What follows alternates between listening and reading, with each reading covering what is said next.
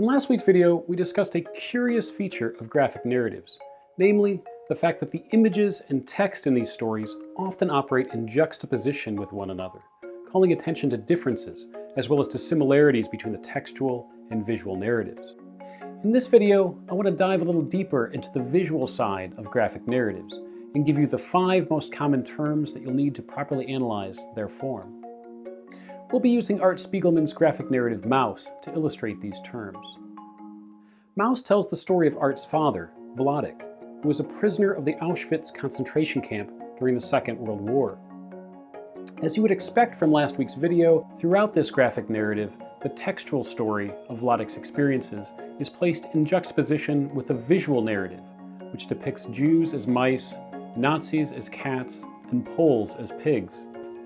A central question, of course, is what is the function of this strange juxtaposition? There are many ways to answer this question, and I encourage you to give it some thought. It is the central question of the text. However, in this lesson, I want to put that question aside and look at the details of Spiegelman's visual work. First up, comic panels. In this passage from Maus, you'll notice that Spiegelman has segmented the chain of events into 6 discrete panels. These panels constitute the basic unit of time in a graphic narrative. Artists can choose to make their panels bordered or unbordered, and Spiegelman here has chosen to leave the panels where he's speaking to his father in the present unbordered, while Wlodek's past experiences in Auschwitz are bordered. This decision helps us to distinguish between the 2 time settings, past and present, that are also juxtaposed with one another here. You might have noticed that the 2nd, 3rd, 4th, and 5th panels in this passage can, with a little imagination, be made to form a single image, and you might wonder why Spiegelman has separated out this larger image into discrete panels.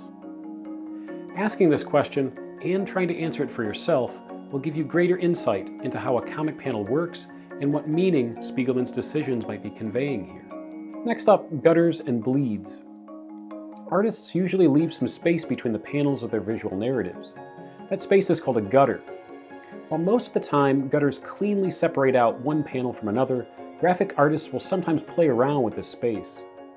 In the panels you see here, for example, Artie's shock in the left panel extends beyond its border and into the gutter between the 2 panels. That effect is called a bleed and can also be used for a variety of effects. Finally, speech bubbles and captions. In graphic narratives, there are usually 2 kinds of words that appear in panels: direct dialogue, spoken by characters, and narration, spoken by a narrator. Whenever a character speaks, his or her words are placed into what are called speech bubbles, which usually contain a tale directing us to a character who is speaking. When the narrator wants to offer crucial information on the images depicted in the visual narrative, their words are placed into what are called captions, which are usually, but not always, attached to a border of a panel to avoid distracting from the images. Panel, gutter, bleed, speech bubble, caption. If you could recognize these features of a visual narrative, you'll be well on your way to thinking about and writing about graphic narratives in a complex manner. Let's try to put them all together in this disturbing and formally sophisticated passage from Maus. You'll notice that there are 5 panels in this passage of varying sizes. You'll also notice that Artie and Wlodek appear in the gutter between the 4th and 5th panels and seem to hover above these panels in a strange kind of bleed. You'll see that the 3rd and 4th panels repeat one another with some crucial differences, and thus break from the convention of moving forward in time from panel to panel. Finally, you'll notice some very strange and interesting decisions that Spiegelman has made based upon where he chooses to place his speech bubbles and captions. So what are we to do with these observations?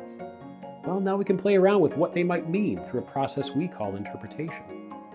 I have my thoughts on what these formal features of Maus's visual narrative are doing, but rather than telling you them, I invite you to find your own meanings in these passages. Maus has an incredibly powerful story to tell through both its textual narrative and its visual narrative, but like all narratives, it requires you, the reader, to enter into the conversation to complete the story.